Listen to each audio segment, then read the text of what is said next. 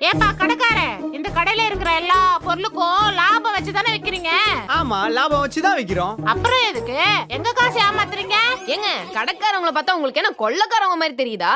அப்படி என்னங்க உங்க காசை நாங்க ஏமாத்திட்டோம்? என்ன ஏமாத்துறீங்களா? இங்க பாருங்க, இந்த ஆயில் வாங்கினா டாபர் ரெட் டூத் பேஸ்ட் ஃப்ரீன்னு போட்டிருக்கு. ஆயில் இங்க இருக்கு, அப்ப ரெட் டூத் பேஸ்ட் எங்க இருக்கு? ஷெல்ஃப்ல இருக்கு. ஆ? ஏய், நீதான் கொடுத்தியா? ஆமாமாமா, ஃப்ரீ கொடுக்க மறந்துட்டேன். லூசாடி நீனு. யாருக்கு அதுல பூ சுத்தணும்னு நினைக்கிறீங்க? நீங்க ஒண்ணும் மறக்கல. ஃப்ரீயா குடுக்குற பொருளை ஏமாத்தி வெளியில வித்தி காசு பாக்குற கடைக்காரங்க தானே நீங்க. ஏங்க நீங்க கேட்டு நாங்க கொடுக்காம இருந்தாதான் அது ஏமாத்துறதா அர்த்தம். என்னங்க நீங்க குடுக்காம விட்டுட்டு என்ன குறை சொல்றீங்க? ஐயோ, கொஞ்ச நேரம் ரெண்டு பேரும் அமைதியா இருக்கீங்களா? ஒரு நிமிஷம் இருங்க.